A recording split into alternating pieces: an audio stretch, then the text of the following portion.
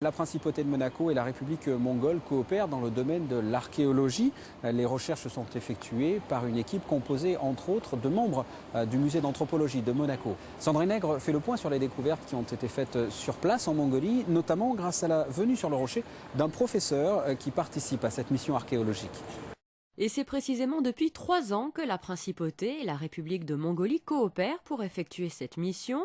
4 membres du musée d'anthropologie de Monaco travaillent de très près avec des spécialistes de l'Institut d'archéologie de l'Académie des sciences, basée dans la capitale du pays, Oulan-Bator. Conditions météorologiques obligent, les travaux ont lieu essentiellement pendant l'été et permettent à ceux qui effectuent les fouilles de tomber sur plusieurs petits trésors, comme cette stèle édifiée vraisemblablement entre le 15e et le 3e siècle avant Jésus-Christ.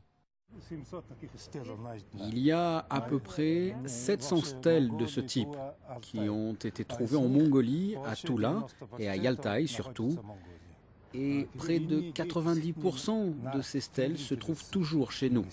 Vous voyez, sur celle-ci, on retrouve par exemple le monde d'en haut, avec le ciel et le soleil.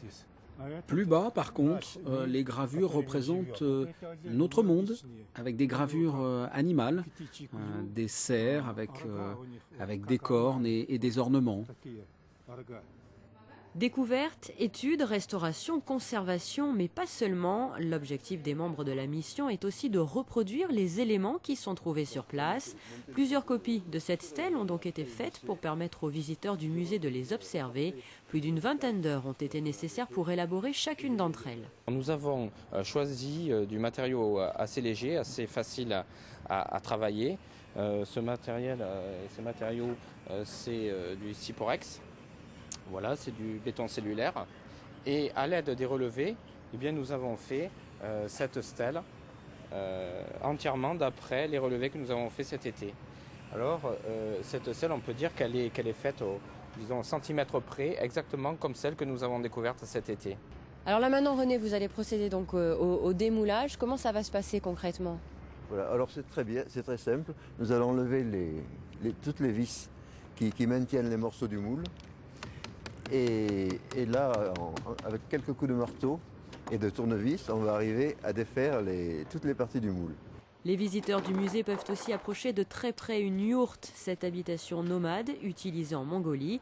Il faut en moyenne une trentaine de minutes pour monter cette habitation utilisée depuis 5000 ans. C'est une carcasse en bois que l'on fait et défait assez facilement. Il y a même des concours à la télévision. Certains arrivent à monter une yourte en 15 minutes. Et à l'avenir, les travaux de recherche en Mongolie vont se poursuivre. Le prochain départ pour les membres de la mission est prévu pour le mois de juillet. Les travaux devraient se concentrer à nouveau sur la province de Lorkhargai, à 500 km de la capitale.